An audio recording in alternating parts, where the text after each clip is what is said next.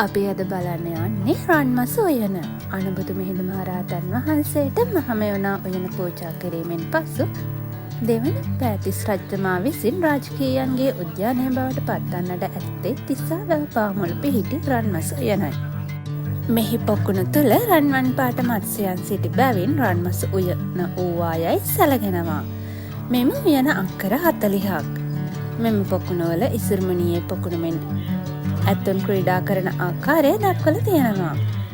මෙම පොකුණ නිර්මාණය කර ඇති ආකාරය අනුව පැරණි ඉංජිනේරු ශිල්පීන්ගේ දස්කම් මෙදහා පානවා.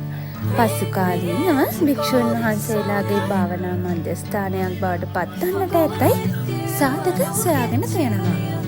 මේ තියෙන සක්වල චක්‍රයයි. මෙය අඩි 6ක පමණ විශ්කම්භයෙන් යුත් වෘත්තාකාර කැටයමක්.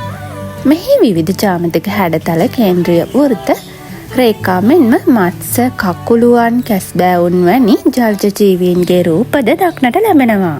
බ්‍රිතාන්‍ය ජාතික ප්‍රථම පුරාවිද්‍යා කොමසාරිස් S.C.P. බෙල් මහතා ප්‍රකාශ කළේ මෙය බෞද්ධ විද්‍යාව නිරූපණය කරන ඉතා පැරණි ලෝක සිතියමක් විය හැකි බවයි. සමහර විද්වතුන් පවසන්නේ මෙය පැරණි තාරකා විද්‍යාත්මක හෝ නක්ෂත්‍ර තොරතුරු ඇතුළත් සටහනක් බවයි. මෑතකාලීනව ඇතැම් පාර්ශව සහ විදෙස් පර්යේෂකයන් විසින් මෙය පිටසක්වල ජීවීන් සමග සංනිවේදනය කිරීමට හෝ විශ්වය හරහා ගමන් කිරීමට භාවිතා කළ ස්ට්‍රාගේට් එකක් ලෙසද අර්ථකථනය කිරීමට උත්සාහ කර ඇත. කෙසේ වෙතත් මේ සඳහා විද්‍යාත්මක හෝ පුරාවිද්‍යාත්මක සාක්ෂි තහවුරු වී නොමැත.